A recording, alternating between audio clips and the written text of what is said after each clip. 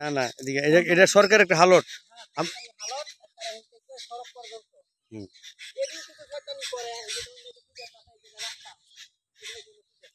আচ্ছা, এটা কাটা মাটিটা কাটা কাটতেছে এটা মাটিটা কে কাটতেছে এটা? খলিলুদ্দিন কাটতেছে।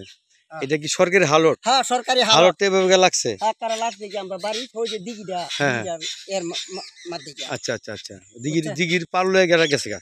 না দিঘির পার লয়ে যে আমরা ওই বাড়িতে এইটা হাইতালি একটু সাহায্য করলো বুঝছেন। এইটার কাগজপত্র তিনুরিন একবার আমি এই চেয়ারম্যানের কাছে দিছি।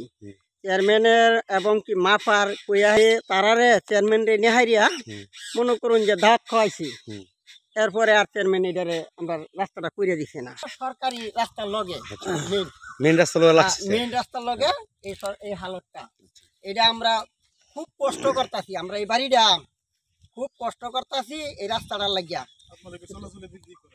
হ্যাঁ এই চলাচল করি মানে তারার ওই দিক দিয়ে 3 শতাংশ এই দিক দিয়ে 3 শতাংশ। খুলি আপনার বাড়ি কোনটা? আচ্ছা এটা কি হালট ছিল?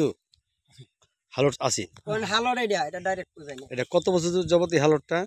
এটা আমরা ছোট থেকে দেখতাছি এই হালট। একবার ছোট থেকে দেখতে হালটটা, তাই না? আপনার বর্তমান বয়স কত?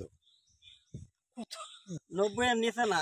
আচ্ছা আচ্ছা বন্ধ করছি। কামরুজ্জামান, আখতারুজ্জামান, পরে আশাকুল, ওই যে আব্দুল সালামের পুত আশাকুল, এরা খলিল। কেন নিতেছেন?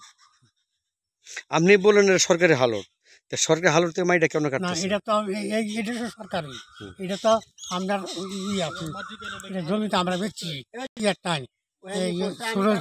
আছে না।